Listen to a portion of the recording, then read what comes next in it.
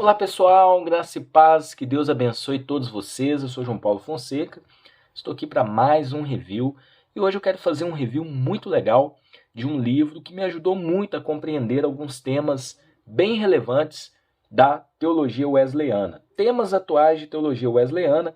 José Carlos de Souza é o organizador, é uma publicação da editora Angular junto com a Faculdade de Teologia da Igreja Metodista, Editel, tá? Então, é um livro que vai trazer alguns temas bem atuais sobre o pensamento wesleyano ou a teologia wesleyana, tá? Então, um livro muito bom. Eu vou deixar na descrição do vídeo o link para vocês estarem adquirindo. Muita gente me pergunta se John Wesley era pentecostal. Então, aqui nós encontramos a resposta desta pergunta. Então, acesse o site da editora Angular. Olha só. É o www.angulareditora.com.br. Vou deixar na descrição do vídeo o link para vocês aí estarem adquirindo este excelente livro, tá bom? Então vamos lá, vamos conferir um pouco deste livro nesse review, capa brochura. Quero agradecer ao pessoal da editora Angular que nos enviou este material. A gente está estudando, a gente está fazendo a indicação para vocês. Então aqui a gente tem uma folhinha, uma orelhinha de marcação de página, né? Inclusive tem uma indicação, um livro muito bom também, tá? Graça Responsável, Teologia Prática de John Wesley, um livro de mais de 500 páginas, também é uma publicação aí da editora Angular, junto com a Editel, né, que é a editora aí que também trabalha livros da Faculdade de Teologia da Igreja Metodista, né? Então aqui a gente tem inicialmente uma folha de rosto. Depois tem a ficha catalográfica deste material. A gente tem aqui o sumário, então a gente tem aqui a apresentação, alguns temas que são trabalhados e a página respectiva, né?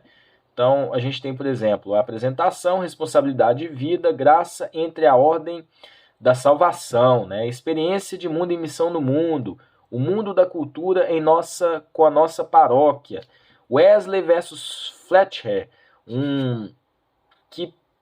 esse nome aqui é uma bênção, né? Quiprocó teológico sobre o batismo do Espírito Santo, né? E alguns outros temas relevantes, né? A gente tem aqui uma apresentação desse material, como vocês já percebem. Então aqui a letra é uma letra muito confortável, é uma letra boa para leitura. O material da página é aquele material meio amarelado também, que é muito bom para leitura. Então aqui a gente tem essa apresentação feita pelo organizador, porque não é um autor apenas, né? A gente tem um organizador, que é José Carlos de Souza, e vários autores. Então são alguns ensaios, alguns estudos, né, que foram retirados aí da Semana Wesleyana, a semana de número 64, Semana Wesleyana ocorrida nos dias 25 a 29 de maio de 2015. Então a gente tem aí algumas coisas que foram retiradas dessa, vamos dizer assim, essa semana wesleyana, né? 74ª semana wesleyana. Então tiraram os estudos deste evento na época, estudos bem relevantes. Então a primeira parte, por exemplo, responsabilidade de vida, a graça entre a ordo salutis e a ordo naturalis em Wesley. Alguns temas importantes que são bem atuais dentro da teologia wesleyana. A abordagem da graça em Wesley. Então, nesse primeiro capítulo, eles vão trabalhar esse tema, a perspectiva da graça e a ordem da salvação dentro da visão wesleyana. Lembrando que John Wesley seguia uma linha arminiana na sua soteriologia. Então, Wesley, olha só, marquei algumas coisas importantes, né? Wesley não anula as capacidades humanas recebidas de Deus mesmo depois do pecado. Podemos estar feridos moralmente, mas ainda continuamos a viver. Não por nós mesmos, mas pela graça de Deus. A gente tem aqui coloquei aqui uma linha de pensamento. Então, é um livro muito interessante que vai trabalhar alguns pontos primordiais, né? Nossa vontade boa e nosso bem agir tem origem no Senhor. Antes de nós sempre está em Deus. Deus é o início, a condição, o conteúdo da salvação, mas temos que praticá-lo em nossa natureza. Então aqui ele vai trabalhar um sinergismo. Esse primeiro capítulo é muito bom, já começou muito bem, trabalhando aí alguns pontos na visão de John Wesley com relação à ordem da salvação e à graça. Aqui, por exemplo, ele finaliza dizendo: a graça ainda está no centro da teologia cristã como horizonte de doutrina e vida. Sua esfera é retida apenas no interior de uma instituição chamada igreja ou no indivíduo chamado cristão gera concepções equivocadas para a prática da salvação. Wesley não abriu mão de incluir a natureza na ação da graça e não abriu mão de uma prática da salvação em que a pessoa vive socialmente e assume responsabilidades sociais pensadas evidentemente na categoria de sua época. Ninguém pode medir os recursos da graça de Deus e da sua misericórdia em Cristo. Ele finaliza sempre cada capítulo colocando as referências bibliográficas e aí ele inicia o capítulo seguinte, sempre trazendo o título e embaixo o autor desse capítulo. Começa sempre com uma introdução, então aqui está... eu falei 70ª, pessoal, é 60ª, 64, 70ª é de 70, né? Então, todo o estudo, todo o conteúdo desse livro foi retirado dessa 64ª semana wesleyana, lá em 2015, né? Que eles retiraram o conteúdo. O segundo capítulo vai trabalhar a experiência de mundo e a missão no mundo hoje, o legado do credo social. Então aqui a gente tem algumas informações mais de parte prática com relação ao metodismo, com relação à santificação, com relação à parte de viver o verdadeiro evangelho dentro da perspectiva wesleyana, tá bom? Essa segunda parte aqui é muito interessante também. Coloquei alguns pontos, fiz algumas marcações. Para um ser humano com sensibilidade comum, nada pode ser mais angustiante que escutar as queixas de infelicidade, sem poder responder adequadamente, ser diariamente familiarizado com a miséria, sem poder fugir dela e trazer o alívio. Então, alguns pontos interessantes. Sempre abaixo a gente tem algumas notas, tá? Com uma letra um pouquinho menor, para explicar o conteúdo. Interessante que a gente tem aqui uma parte nesse capítulo 2, né? O mundo em construção segundo o metodismo do século XX. Então, uma parte assim bem com relação à cultura, à sociedade de uma forma geral, trazendo para o contexto brasileiro, né, do metodismo no início aqui no Brasil, década de 50, 60, 70. Então, uma parte assim bem prática, né, trabalhando um pouco esses temas importantes da teologia wesleyana, temas atuais. Finaliza com a bibliografia. E aí já adentramos ao capítulo de número 3, o mundo da nossa cultura como nossa paróquia, teologia e mudanças culturais em perspectiva wesleyana. Então, esse capítulo 3 também é muito importante porque traz algumas modernidades da cultura e trabalhando um pouquinho essa questão aqui